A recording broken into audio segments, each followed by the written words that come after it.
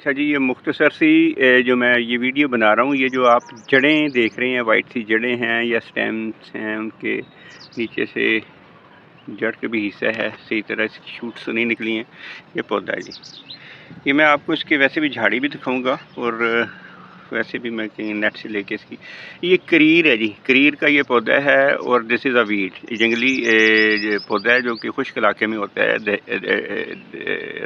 उसमें क्या कहते हैं, डेजर्ट्स में सहराई पौधा है ये। इसके पत्ते कोई नहीं होते हैं तो ये देखें बहुत बारीक पत्ते हैं।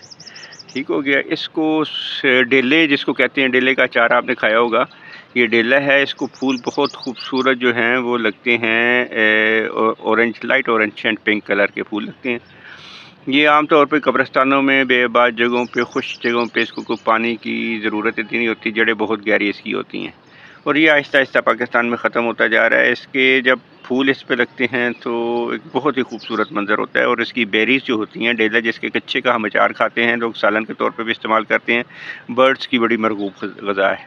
तो इसमें न्यूट्रिएंट्स होते हैं डेफ़िनेटली, और क्योंकि वो डेज़र्ट में होता है तो इसको सहराई जानवर जो हैं, ऊँट, बकरियाँ और गाय वगैरह, वो भी इसको खाती हैं और इसके जो फल है वो पका हुआ फल इंसान भी खाता है, परिंदे भी खाते हैं और कच्चे फल को सब्ज़ी के तौर पे भी और क्या कहते हैं, अचार के तौर पे भी इस्तेमाल किया जाता है। बड़ा लज़ीज़ अचार बनता है। अच्छा, मैं इसको ढूँढ के लाया हूँ कब्रिस्तान से, अभी मैं गया हुआ था, निकाल के लाया हूँ।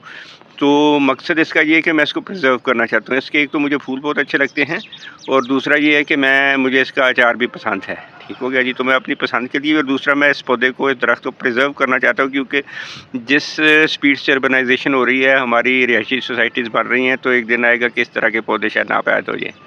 इसकी मेडिसिनल वैल्यू भी होगी, वो आप नेट से देख सकते हैं। तो इसको मैं कोई ख़ास वो उसमें नहीं लगा रहा हूँ, स्पेशल मिट्टी में, आम मिट्टी में, नॉर्मल मिट्टी में लगाऊंगा, नॉर्मल गमले में लगाऊंगा और कोशिश करूंगा कि ये सर्वाइव करे।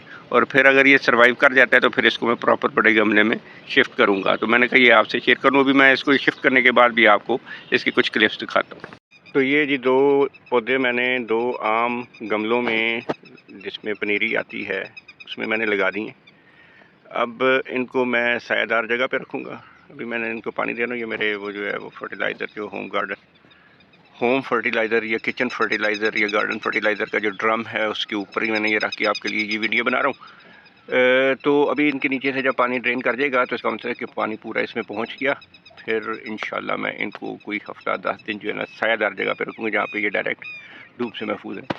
ये मिट्टी क्ले है और इतनी वेल ड्रेन नहीं है, लेकिन मैंने जानबूझ के, क्योंकि ये सख्त मिट्टी नहीं है। अच्छा जी, इसमें मिट्टी क्योंकि सख्त है, क्ले ज़्यादा है उसमें, तो पानी थोड़ा देर से नीचे तक जाता है ना, तो मैंने उसके लिए ये टेक्निक इस्तेमाल की कि मैंने ये एक इसमें ना स्टिक, मैंने ये वाली जो है ना, ये मैंने गाड़ दी नीचे तक, जो कि इसके बेस तक जाती है। इसी तरह यहाँ पे भी मैंने एक स्टिक नुमा वाली पुरानी जड़ लेके उसको गाड़ दी। जो अब ये जो है, ये इनको पानी के लिए पाथ मिल गया है, तो पानी इसके साथ आहिस्ता आहिस्ता नीचे, वो सिम के नीचे उनकी, यानी बेस में जड़ों तक पहुंच जाता है, पूरी नीचे तक। उसको जब मैं पानी दूंगा तो वो पानी उसको कंप्लीट ऊपर ही नहीं रहेगा क्ले सॉइल की वजह से, बल्कि सारा नीचे तक उनकी जड़ों को पानी मिलेगा। तो ये एक वो नहीं जुगाड़ लगाया मैंने कहा आपसे शेयर कर लूँ। बाज़ औक़ात मसाइल होते हैं तो इस तरह के जुगाड़ भी काम आ जाते हैं।